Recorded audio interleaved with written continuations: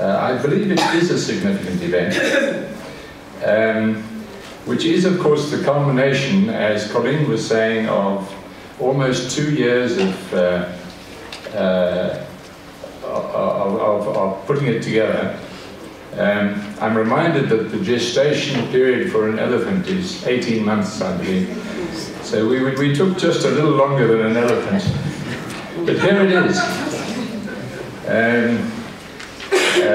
It is born, and I think it's a wonderful achievement. And it isn't just an achievement of the working group, all of whom have played a very significant role in developing it. It is your code. And I think that's very important to emphasize that, because the content of the code and its final form, although I was the scribe, owes an enormous amount to the inputs that you have given, hundreds and hundreds of organizations at different meetings around the country over the past 2 years. And I think that it's you who deserve the congratulations for having achieved this.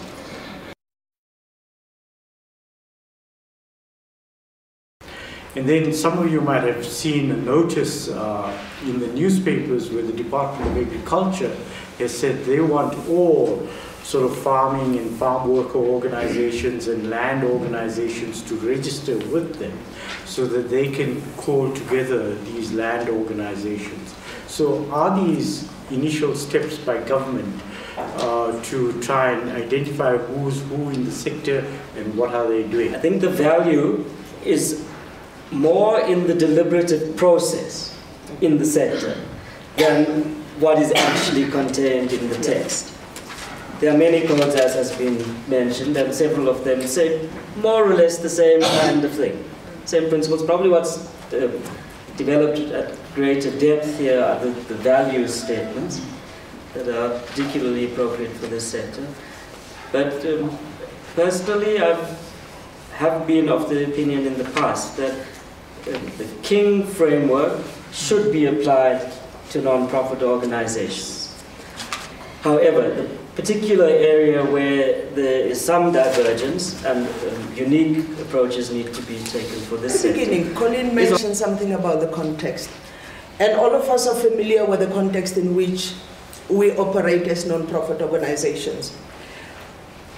And I'm just thinking that 2 days ago, the Auditor General presented the report on municipalities.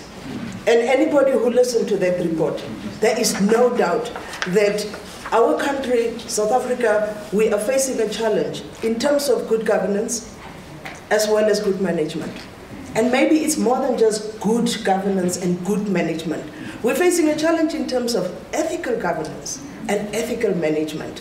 So that alone says to us that what this code is trying to do comes just at the right time.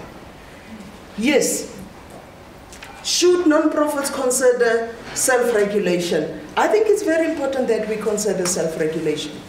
We know that within this country, we have a legal and fiscal framework that, in a way, ensures compliance of non-profit organizations.